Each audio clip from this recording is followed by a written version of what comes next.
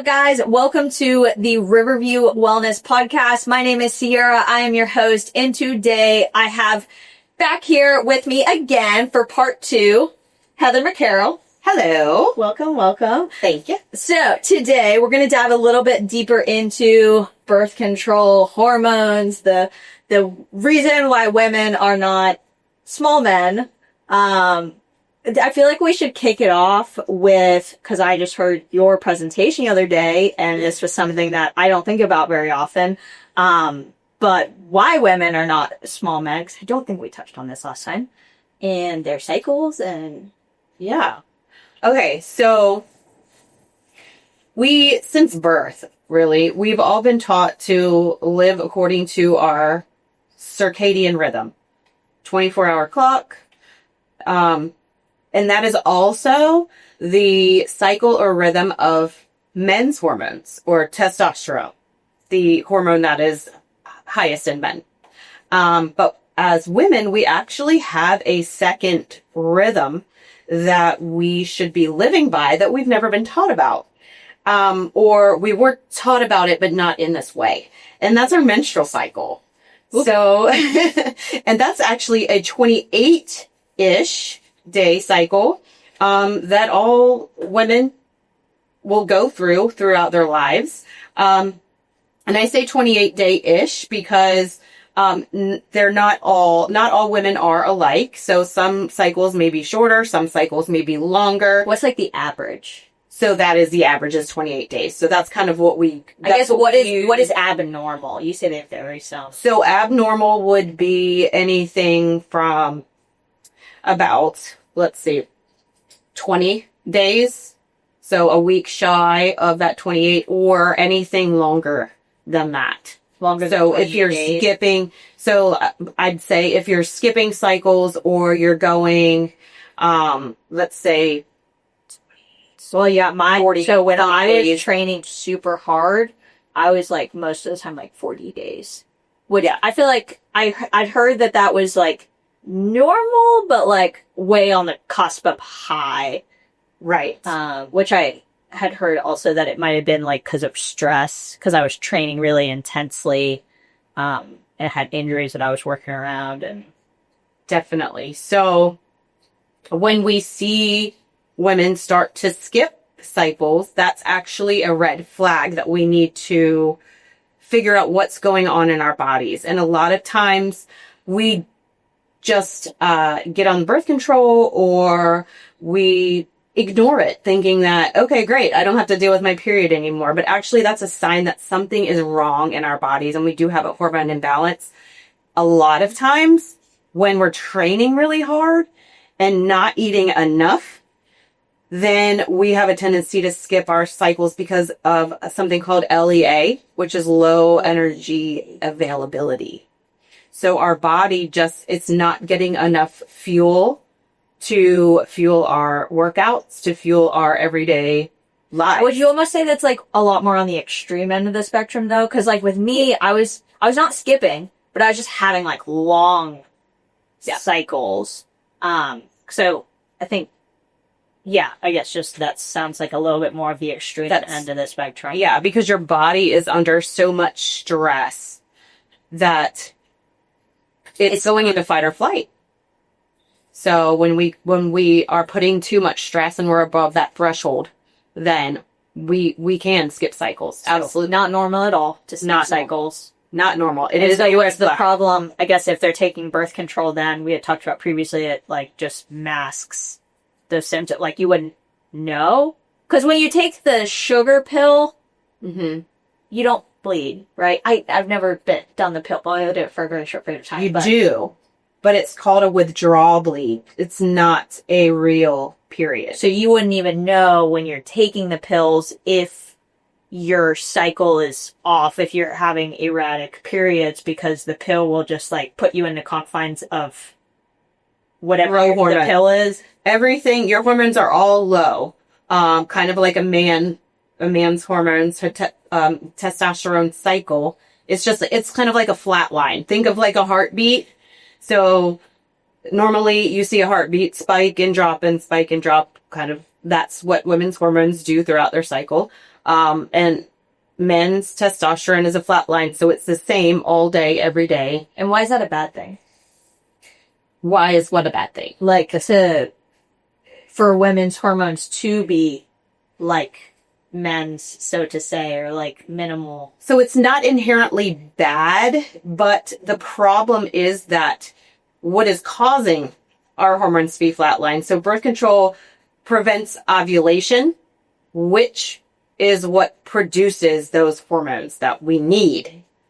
So What if I'm like a woman who doesn't want to ovulate? Like, I don't want to have babies, and I don't want to, like, do I need to do that? So yes, it is still crucial. Ovulation is for more than just making babies. Ovulation, when we ovulate, the hormones that are released they're protecting our brain from Alzheimer's and dementia. They are protecting our heart and our cardiovascular health. They are protecting our bones and muscles from osteoporosis and sarcopenia. So when we suppress that and those hormones are not released on a regular basis, that is only setting us up for health problems when we get older and as we age, if not before that. So ovulation, good for your health. ovulation, Bottom line, actually, necessary for your health. yes, it is necessary. Ovulation is actually our 5th vital sign as women. Huh. So essentially, if you skip a period and you're not on birth control, that is a red flag. You probably didn't ovulate. Those hormones are not being released in your body, and there's an underlying problem that needs to be addressed. We need to figure out why that's happening and fix that. Put a plan in place to fix that so that you will start ovulating. Okay. I think we talked about that a little bit more last time, like how to get off of birth control. But so what about people who really don't want to get pregnant or want to get pregnant and like tracking their cycles? Because I took because when I started to learn a lot about like birth control is not good for you, and I just my spiritual beliefs, I had some convictions over. I had an IUD for a while, and I was like, I just feel like I need to get this thing out. I think it's some artificial thing that I've put inside of me, and it just doesn't feel right as far as like my faith goes. And so both for health reasons and for spiritual reasons, I got taken out, and it took a little time for my periods to regulate again. But I took a natural family planning course. And so it's cool hearing you talk about all this stuff because you're coming at it from like a bigger picture lens. And so the course that I took was literally just for like, if you don't want to be on birth control and you want to track your cycles. So I feel like some of what we've talked about is the same, but I'm learning even more hearing from you. So like I like plot my cycles and I take my temperature, and I mean, what are the things that every woman can do? I never knew that like, this is a little TMI for our male listeners maybe, but like your mucus is an indicator of fertility, and even like the placement of your cervix, if you do want to really like have lots of things to measure, if you're really trying to not get pregnant, can also be a measurement of that. So yeah, what are some things that ladies can do to like make sure that they don't get pregnant if they don't want to, and if they want to, they know how to? Absolutely. So the first thing is definitely start tracking your cycles if you don't already. And by that, you mean just when you're bleeding? Yeah. So you want to start day 1 is the day that you start bleeding. And I'm not talking about spotting. That doesn't count. Day 1 is when you feel the gush. Feel the gush. Heavy. It's heavy on day 1. It's probably pretty heavy days 1 through 4-ish. So you want to, that's day 1. And then from there, you're counting every single day up until you start your next period. So however many days are in between, that would be the length of your cycle. Okay. So as our cycles progress and we go from, let's say, day 1 to day 14, this half of our cycle, or mid-cycle, I should say, 14 kind of lands mid-cycle. This is when our hormones are rising. Our energy is rising with that. We're going to start feeling more outgoing and more social. This is also when you'll start to notice that as you approach ovulation, you're going to start to feel maybe more attracted to your husband or partner. Same thing. They're going to kind of feel it. We put out pheromones like that. It's what is supposed to happen during that time of the month. You feel more attractive. You feel more outgoing. Your temperature, as you mentioned before, will rise. Is that tied to progesterone? Yes, it is. So what is progesterone? So progesterone gets released during ovulation. When you ovulate, that progesterone gets released, and that's when the temperature changes. The temperature will go up. Why does our body temperature go up? To protect a potential pregnancy. You know that term, you got a bun in the oven, it's cooking, so our temperature rises to prepare for that. But also, your cervical mucus will change. So you may notice a difference in your discharge during that time of the month as well. When you ovulate, you're saying, or after? Yes. When you ovulate. It will be like a thicker, it'll be like a thicker consistency. Also realize that ovulation is one day. We ovulate one day, and it's only really the days around it, maybe that week, that you really need to be careful and protect against pregnancy if you're trying to avoid it. Yeah, I think I learned that semen can live in us. Yeah. So to say for up to like 5 days. Mm-hmm.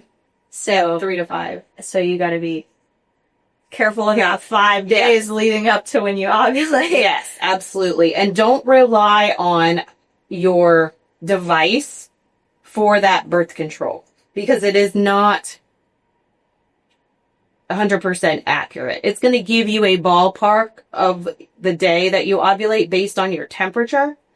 But in order to be 100% safe, I would say, use a condom or abstinence for a week.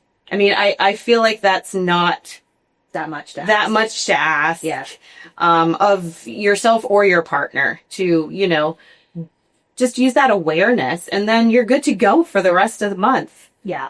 Well, and the cool thing that I found was, I guess you said start tracking your cycles. Like once you start tracking consistently, you'll get a good idea of like usually when you ovulate, because it should be somewhat with regularity. Yes. Yeah. Unless you are going through perimenopause, and then it can get a little questionable. Can you get pregnant during perimenopause? You can. We're still ovulating, but just maybe not every single month. So do you still track it the same way though, like with your temperature readings and your mucus? And you can absolutely. It's just not as consistent, is what you're saying. Right. So that's why it's even more important to start tracking now before things get crazy. Yeah. Because that way you'll know the signs. You'll know why you're feeling the way you're feeling, and you'll be able to make better decisions in your lifestyle and your habits, to mitigate the symptoms that you experience. I feel like that's a whole nother rabbit hole in itself, diving into the differences in your physical body, emotions during each phase.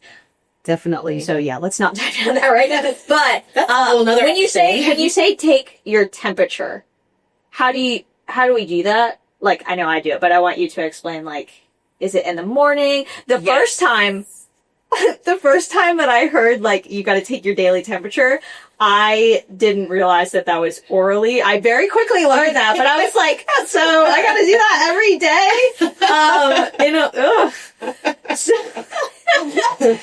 I haven't taken my temperature that way in a long time. Yeah.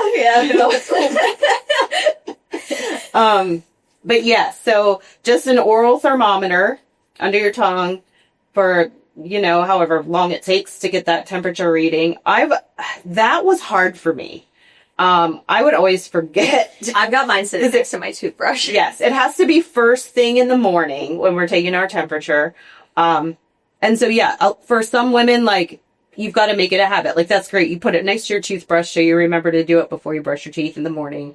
I have an Oura Ring.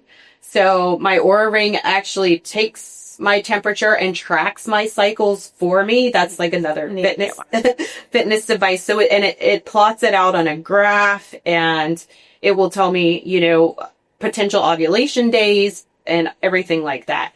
So there are other like fitness devices and wearables that you can use as well. There are so many different apps that you can download to your phone. There's a brand new one that I'm currently playing with, but I'm really loving it. It's called ONA, O-N-A. Oh, yeah. And it was created by Dr. Laura Briden, who wrote the period repair manual and the hormone repair manual. So she has created an app now for women to track their cycles and symptoms. That one's awesome. Would I be able to transfer? Because I'm using Peak Day. Would it plot it how I want it to? I feel like I'm almost a little old school. It's like my natural family planning technique. No, but it's coming back. It's coming back like all the things from back in the day. It's great. I think everyone in family life needs to be taught how to track their menstrual cycles. And teach it's important. Our younger generations, our kids, how to do that. They need to know how to do it. Yeah. Absolutely. All right. Well, awesome. Well, thank you for coming on again for part 2 to talk about birth control and female cycles. I'm sure we'll have more conversations because this is such a lengthy topic. The female body, big pill to swallow. That is. There's a lot going on in here. Yeah. All right. Well, thank you for tuning into the Riverview Wellness Podcast. If you enjoyed this episode, learned a lot, we've got plenty of others that you can check out. You can find us on most social media platforms. We're on Instagram, Facebook, YouTube. Our podcast drop on Apple and Spotify and YouTube. Just at Riverview Wellness. You can find me on Instagram at sierrameacham.livefit. And where can they find you? WanderCoachVA.com. Okay. Right on. Again, if you enjoyed this, please leave us a review. This is the Riverview Wellness Podcast, empowering you to live and move well. See you next time. Bye.